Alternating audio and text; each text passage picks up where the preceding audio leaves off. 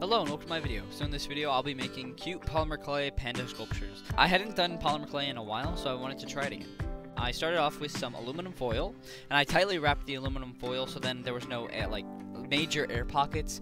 And the reason I did this is because on my other polymer clay, skin color Super Sculpty, and so that when I cooked that polymer clay, it bubbled up where there was air pockets, and so it kind of made it challenging to work with.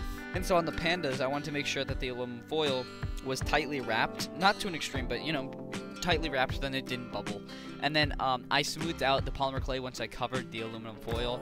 I smoothed it out as best as I could, and I had some tools already laying around because I've used polymer clay in the past, but I just wanted to do this small panda sculpture. And I also made some other keychains too in the next coming videos.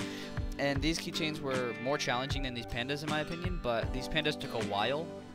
I didn't use the same Super Sculpty as I mentioned before, the skin tone Super Sculpty, because I ended up just using some old polymer clay, like the black and white colors, just because pandas don't need to be painted, because I mean they're just very simply white and black.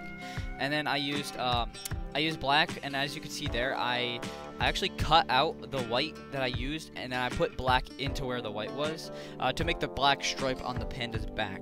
And then I used some alcohol, and I think it was rubbing alcohol. And basically what this does, if you put it on a Q-tip and you rub the polymer clay, it takes out all the dust and, well, most of the dust, not all of it, but it takes out most of the dust of the polymer clay off the surface of the clay, and it makes it just look cleaner, like a lot cleaner.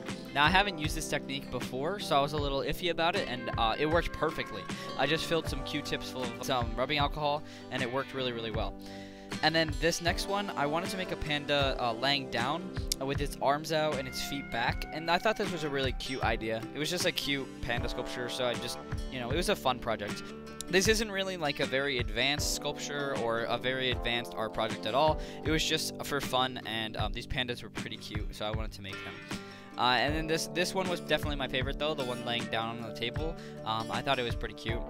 I did actually buy a clear coat finish for these polymer clay sculptures, but then when it came in, I coated it on one of the keychains I had made, which was a penguin, and then I found that it was easily scratched off. Like, I could easily just push my nail into the polymer clay still and then rub off this clear coat. So I ended up returning that, and I bought some resin. So in the future I could resin these pandas, but also at the same time, polymer clay normally stands alone pretty well after it's baked. It's a solid form, so like, and it's not really going to be touched too much. It's not going to be like a keychain where it's like being banged around. So I don't think I'll end up resining them or using resin on them, but I do like these pandas, and I think I'll just keep them as is, and it's a nice desk decoration or like a shelf decoration. They're just very cute.